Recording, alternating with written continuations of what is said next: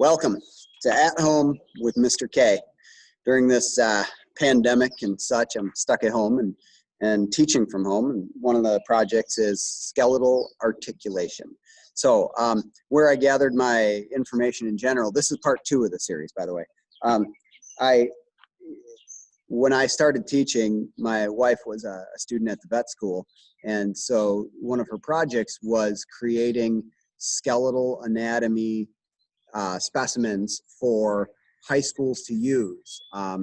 It was kind of a neat program. So she did a lot of working on leg bones of horses, jaw bones of horses and cattle and things like that, so that they could be used in the classroom. So like when I teach a large animal science or a production animal, or I should say a companion animal science class, and we're working with horses, I have jaws that we can use to tell their age and practice identifying horses by their teeth, things like that. So so we kind of got into it that way.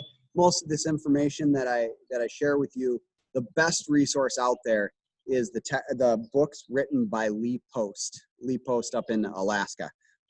We have 2 of the textbooks, and they've worked really well for us. And it's kind of built this interest of mine to create some classroom specimens. Right now I've been working on raccoons and different things like that. So today the focus is going to be on how do I take these bones that I've now cooked down a little bit. What do I do next? Okay. Now, unfortunately, yesterday I started cooking them, simmered them for about 4 hours, which is perfect. Should have loosened up a lot of that meat. What I should have done was yesterday when they were done, take and clean the meat off. It's easier when it's nice and warm and etc. Unfortunately, I ran out of time. I had to put the kids to bed and get some other work done. So I let them sit overnight out. Is that going to hurt them? No. Now, I made sure that they were in the garage on a table where the only thing that's getting at them is gnats, so I don't have the issue of like critters crawling away with them, because that would have been no good. Now, remember, I cooked it down. I used a little bit of Dawn dish soap to make sure that they cooked well. I unfortunately ran out of cheesecloth. I'm not going to the store because, trying to avoid social interaction with everybody.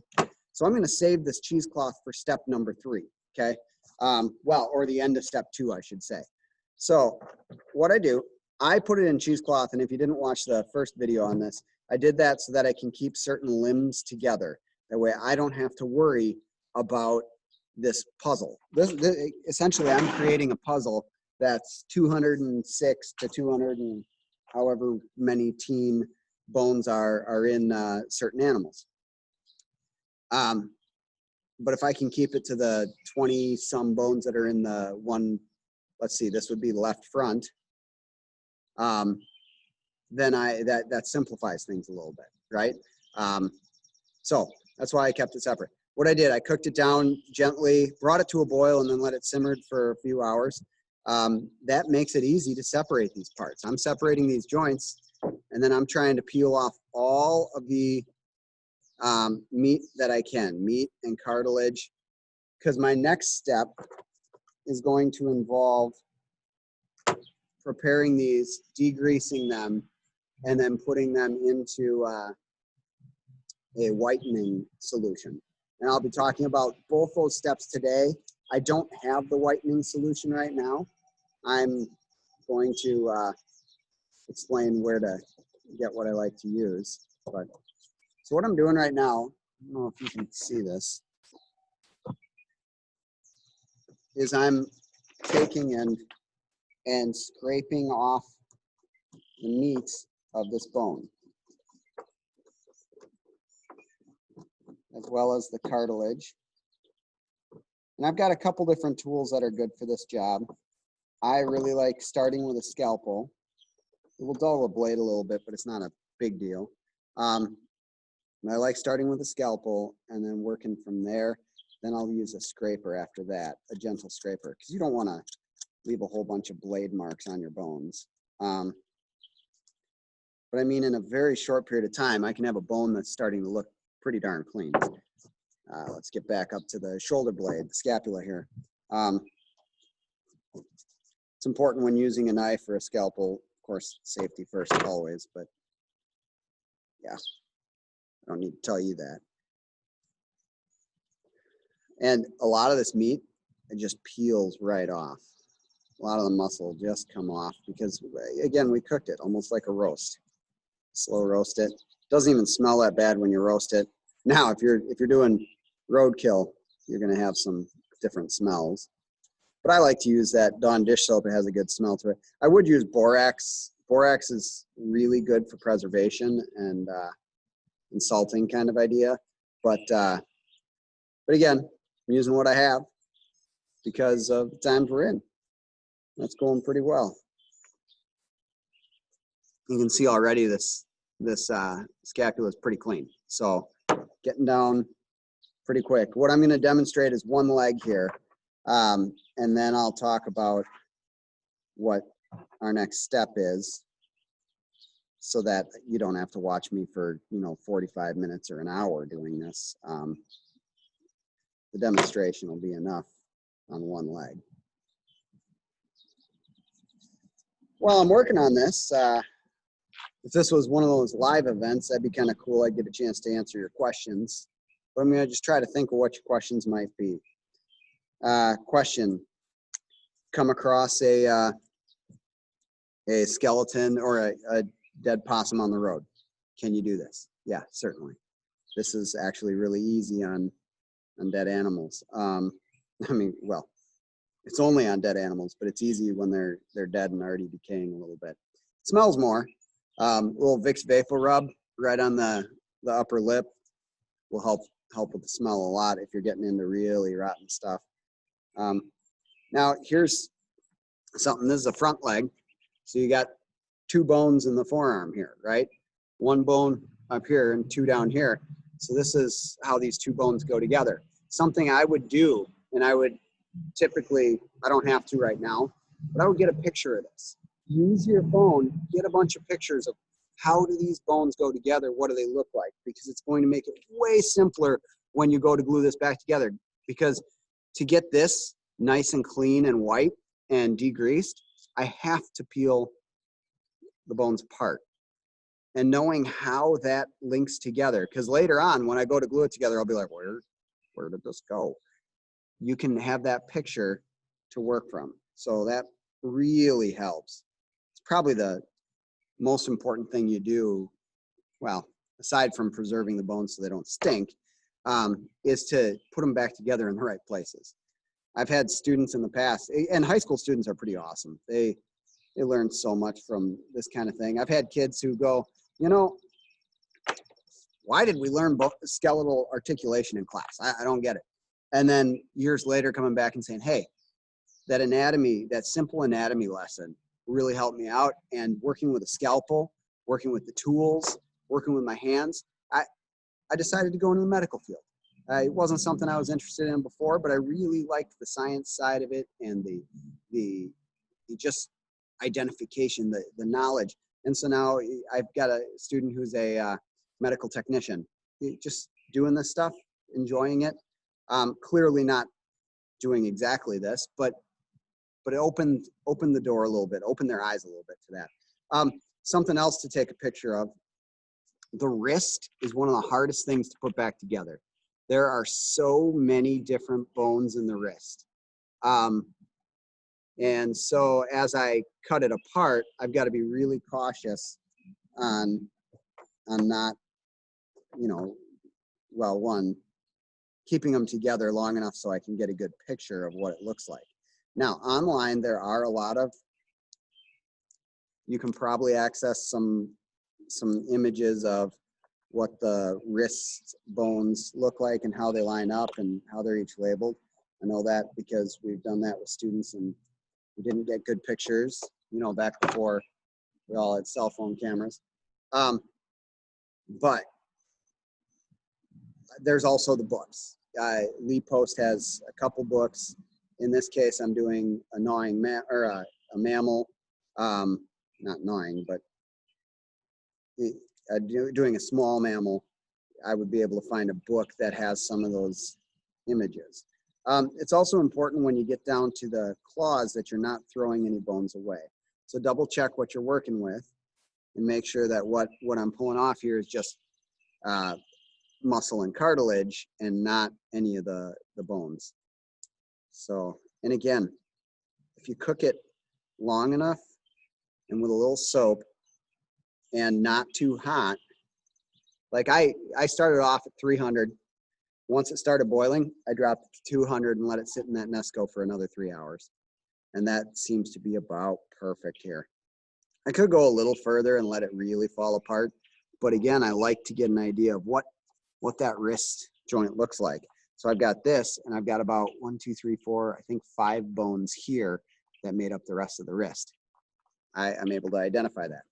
Now, what I can do, after I pull the meat and cartilage off these little bones, and after I do the rest of that foot, I guess you guys can't see this here. I'm struggling to get my angle right. I've got these bones laid out here. I can put these back in my bag. I saved my little bit of cheesecloth here. This stuff will hold up just fine. I'll lay this out. I'll put my claws and my paws and my little wrist bones, which the little wrist bones sometimes will fall out of your bag when you cook and when you whiten. And that's a bit of a downside, but this isn't going to be too bad. So I've got all of my parts in there. I'll lay them out a little more linear because this bag isn't quite wide enough. I'm going to get them in here. There we go. Roll it together.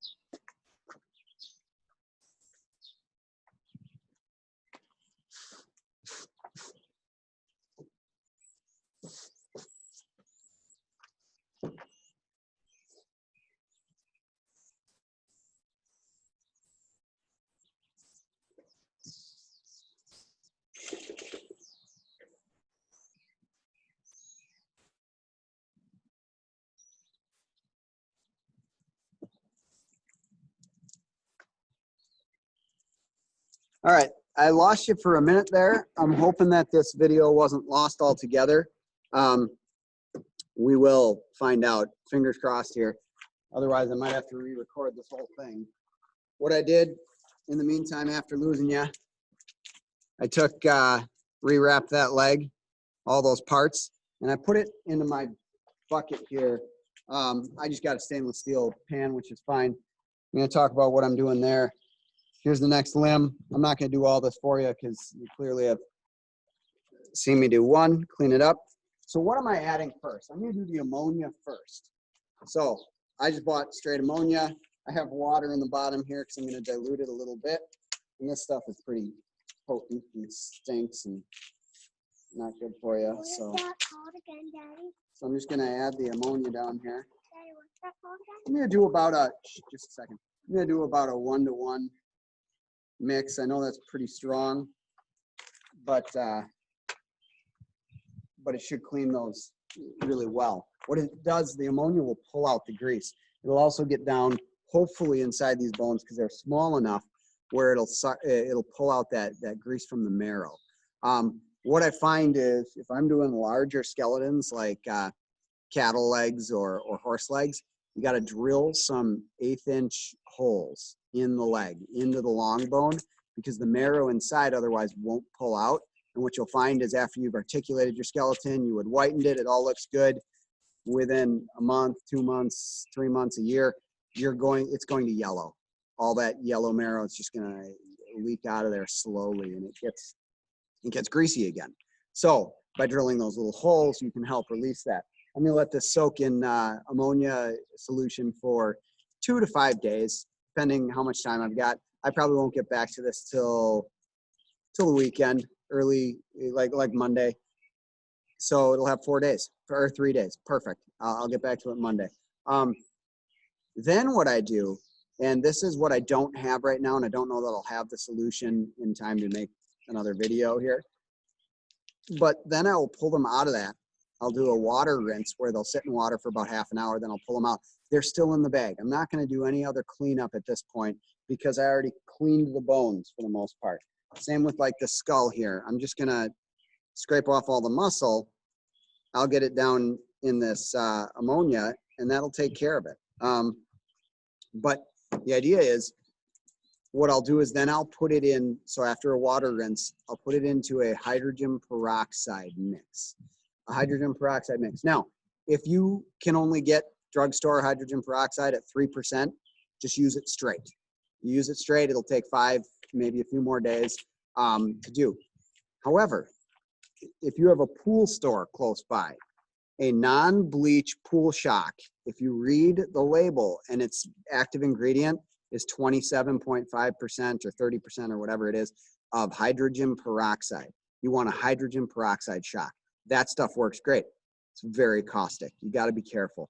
Gloves. I wear goggles when I pour it. If you get a splash up on you, that'll burn through your skin. It's really nasty stuff. But I dilute it to a 10% mix. So I'll do 2 parts water, 1 part pool shock, and then that'll whiten bones in a matter of hours to days. Like it's real quick. I've done skulls in 2-3 days of deer skulls. I've done raccoons in a day. The next day we pull them out and then we soak them in water because you don't want to touch them. I use a special tongs that I have for this.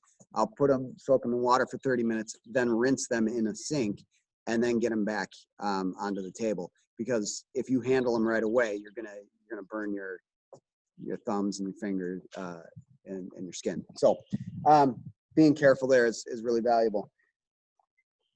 If you saw the first video, you saw that I did the rib cage in 1 bag.